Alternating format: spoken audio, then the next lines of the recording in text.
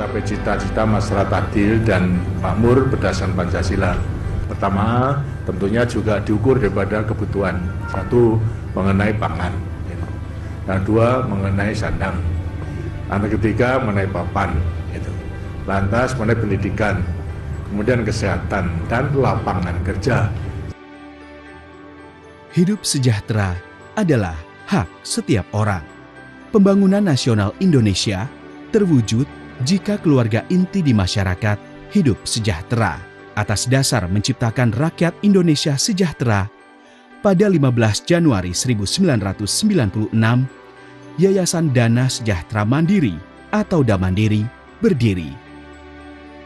Yayasan DaMandiri didirikan pada tanggal 15 Januari 1996 oleh tokoh-tokoh yang sangat terkenal. Yang pertama, almarhum Bapak A.M. Soeharto, almarhum Bapak Sutikatmono, almarhum Bapak Lim Swee Leong, dan saya sendiri.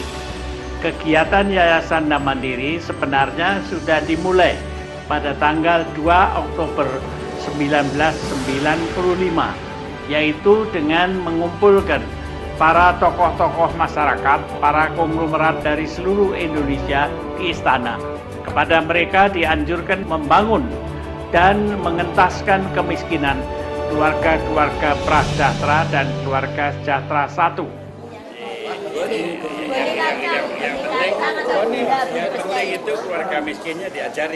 Yayasan DaMandiri menjadi wadah masyarakat bergotong royong wujudkan keluarga sejahtera mandiri. Awalnya, Yayasan DaMandiri membentuk program bantuan dana, tabungan keluarga sejahtera atau Takesra, dan kredit keluarga sejahtera atau Kukesra. Ketika krisis finansial Asia pada 1997 terjadi, angka kemiskinan kembali naik. Ini memacu Yayasan DaMandiri jadikan masyarakat Indonesia sejahtera seperti sebelum krisis. Program Skim Pundi kemudian hadir, meraih keluarga prasejahtera dan sejahtera satu. Program Skim Pundi atau Skim Tabungan dan Kredit Pundi Sejahtera disebut Tabur Puja, berhasil sangat baik. Tanah airku tidak kulupakan, kan terkenang selama hidupku. Saat itu, tidak mudah mencari mitra kerja untuk kembangkan program kegiatan Yayasan DaMandiri. Mereka berbenah, susun langkah strategis, konsolidasi organisasi, dan tajamkan visi misi. Yayasan DaMandiri bersama pemerintah dan masyarakat berperan jadikan keluarga sejahtera sebagai inti pembangunan nasional. Untuk terus mendukung upaya tersebut, diciptakanlah Pos Pemberdayaan Keluarga atau Posdaya. Posdaya adalah forum silaturahmi, advokasi, komunikasi, informasi, dan edukasi. Posdaya berkembang menjadi wadah koordinasi kegiatan penguatan fungsi keluarga secara terpadu. Posdaya sebagai pemberdayaan 8 fungsi keluarga, yaitu agama, budaya, cinta kasih, perlindungan, reproduksi dan kesehatan, pendidikan, ekonomi, dan lingkungan. Hingga saat ini, Yayasan DaMandiri jalin mitra kerjasama dengan banyak pihak, lembaga pemerintahan, swasta, perbankan, organisasi masyarakat, 350 perguruan tinggi di Indonesia. Dan ini yang saya tunggu-tunggu, peran perguruan tinggi, peran para intelektual untuk down to earth. Ribuan mahasiswa KKN tematik Posdaya dikirim ke desa, membuat dan membangun pos pemberdayaan keluarga.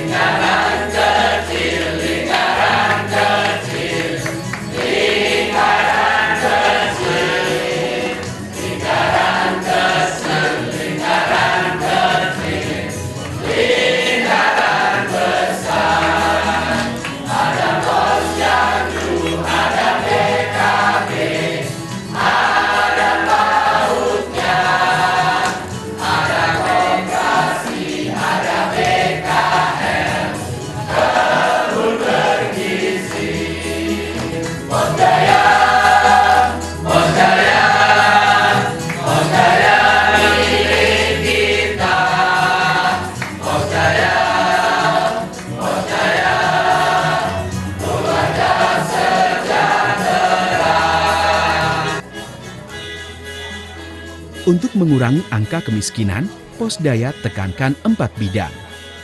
Di bidang pendidikan, Posdaya membentuk pendidikan anak usia dini atau PAUD.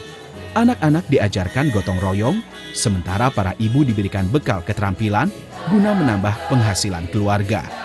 Di bidang kesehatan, Posdaya mengajak masyarakat melakukan pola hidup bersih dan sehat atau PHBS. Di antaranya, mengajak ibu hamil ke posyandu, senam keluarga berbasis senam tera, pembuatan jamban untuk keluarga yang belum memilikinya di rumah. Di bidang kewirausahaan dan koperasi, Posdaya mengajak masyarakat ciptakan produk kreatif, memanfaatkan potensi lokal. Ya, karena memang koperasi sudah merupakan amanat daripada rakyat itu sendiri yang tercantum di dalam Undang-Undang Dasar 45, bahwa dalam meningkatkan kesejahteraan rakyat, maka ekonomi nasional kita sesuai dengan pasal 33 sudah jelas bahwasanya ekonomi nasional kita harus kita susun atas dasar usaha bersama dan kekeluargaan. Sejak 2014, Yayasan Damandiri membantu Koperasi Posdaya membuat sentra kulakan Posdaya atau Senkudaya. Tugas Senkudaya menyalurkan kebutuhan pokok ke warung-warung Posdaya lewat prosedur mudah dan syarat ringan. Selain program Senkudaya, masyarakat dapat mengakses kredit tabur puja lewat Bank Bukopin, Bank Jatim, Bank Jateng, Bank DIY, Bank UMKM, dan Koperasi. Jadi tabur puja ini bukan cita-cita. Tabur puja ini sebenarnya adalah suatu sarana. Sarana untuk apa? Sarana untuk membangun keluarga. Di bidang lingkungan hidup, Posdaya manfaatkan pekarangan untuk ditanami sayuran, peternakan dan budidaya ikan, serta budidaya rumput laut di daerah Payau. Bersama pemerintah daerah dan lembaga penelitian biotrop, mulai tahun 2014 dilakukan pembiakan pisang Cavendish secara kultural. Melalui Posdaya, sebanyak 13.700 batang didistribusikan ke Kabupaten Badung Barat, Bogor, Kulon Progo, Pacitan, dan daerah lain di seluruh Indonesia. Sekitar 55.429 Posdaya di Indonesia berdiri saat ini. Secara berkala, angka kemiskinan di Indonesia turun dari jumlah 21,8% pada tahun 2006 menjadi 13,8% di tahun 2014.